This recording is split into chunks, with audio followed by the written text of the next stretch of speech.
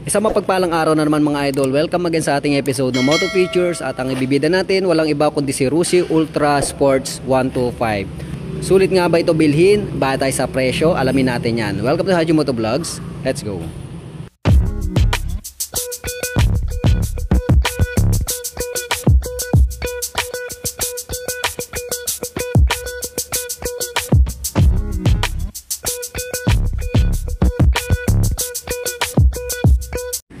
So pasadahan natin to si Rusi Ultra mga idol. Actually pauwi na ako at nakita ko yung Ultra Sports na to, para siyang pina-improve na Delta X mga idol. Ayan oh. So makikita naman natin parang XRM ang datingan nito. Okay? So solid din yung kanyang fairings dito. Alright.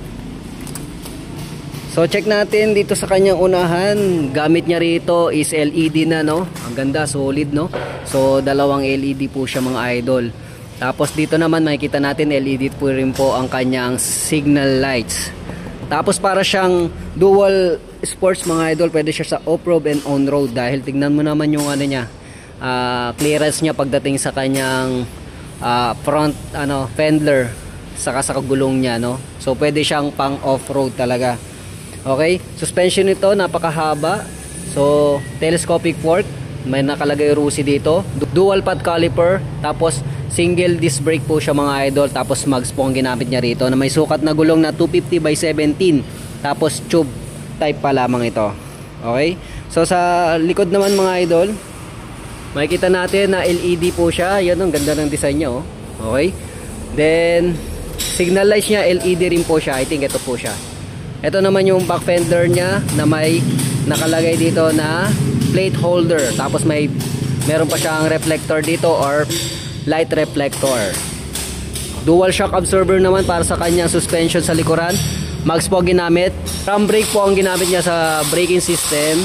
At ang sukat ng gulong naman is 2.75 by 17. Okay? So makikita naman natin sa bandang gilid naman ito. Ito yung kanyang kickstarter. Tapos ito yung kanyang brake pedal. Okay, ang ganda rin ng kanyang pillion footrest, oh. Tapos yung kanyang bracket, solid din, oh. Ito naman yung kanyang muffler na merong guard na bakal po siya mga idol, hindi po siya plastic. Okay? So makikita naman natin yung sticker niya rito, Ultra. Okay, sports. Big sabihin dual sports siya, no? Pang sports din talaga. Solid din yung kanyang makina rito, no? Ang ganda ng pagkakagawa, ang linis niya tignan. Tapos mayroon siyang guard dito. Okay? Sa parang araro. Alright? At dito naman sa kabila mga idol, ayan. So yun yung kanyang cambio na merong apat na pagpipilian na gear. So yun. So nandito pa rin yung kanyang pillion footrest. Tapos ang gamit niyang hatak is chain. So ang sukat niya siguro nasa 32 ito, yung sprocket niya. Okay? Tapos dito naman sa taas mga idol, makikita natin yung kanyang fully digital na TFT. So meaning maganda. Okay? So kahit tirek ang araw, kitang-kita mo yung mga detalye. Tapos yung kanyang susian naman is ignition switch. Okay? Simpleng susian lamang yan. May on and off then lock. Tapos yung kanyang handlebar is parang pang BMX, no? Pang sporty look talaga ng pang off-road. Switches and buttons naman mga idol, meron po siyang on and off ng switch, high and low, turn lights, then busina. Tapos ito yung choke control. Tapos ito naman electric starter button. Dito naman throttle control with brake lever sa unahan. Then ito ay hand grip lamang. So semi-automatic transmission kasi meron siyang cambio lamang, wala po siyang clutch. Okay? Tapos pagdating naman sa kanyang upuan, so synthetic leather po siya. Okay, okay naman siya. At goods na goods naman yung foam niya. Saktuhan lang para sa mga 125cc na ganito. So 125cc pa lang kanyang engine displacement. So compartment naman nito mga idol, makikita natin hindi po siya maliit, hindi po siya malaki, sakto lang. Flat na flat talaga dito. Okay? Then meron pa siyang kuntil dito para sa kanyang helmet. At ito naman meron siyang rubber dito para sa mga lalagyanan ng mga documents mo. Okay?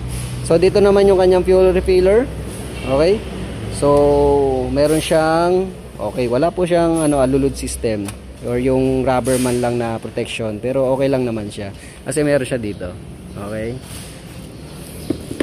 Okay, dito naman tayo sa presyo niya mga idol. Ang Ultra Sports 125 ay may cash na 55,000 pesos. Dito yan sa Rosie, Santa Cruz, Zambales. At kung kukunin mo naman to ng installment from 3 years, ang down payment nito is 3,000 lamang. Tapos meron po siyang monthly installment na 2,325 at may rebate na 300 pesos. Ayan, meron ka ng ganito kaganda na Ultra Dual Sport.